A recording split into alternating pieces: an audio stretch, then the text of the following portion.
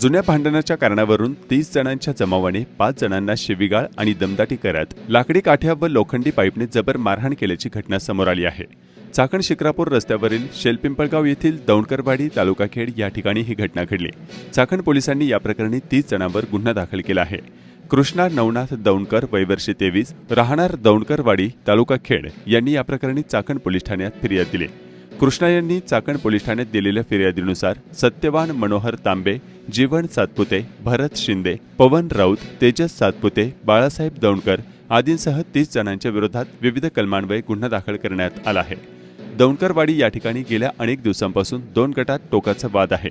सायंकाळी 7 वाजण्याच्या सुमारास जुन्या भांडणाच्या कारणावरून बेकायदा गर्दी आणि जमाव जमवून काठ्या आणि लोखंडी पाईपने फिर्यादी कृष्णा दौंडकर यांचा चुलत भाऊ धनंजय दौंडकर, आई नर्मदा दौंडकर, चुलता सुनील दौंडकर, चुलती मंगल दौंडकर यांना जबर मारहाण केली।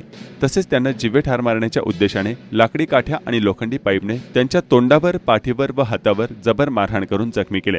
चाकण पोलिसांनी या प्रकरणी तब्बल 30 जणांच्या जमावावर गुन्हा दाखल केला आहे, तर चाकण पोलीस याबाबतचा अधिक तपास करीत आहेत।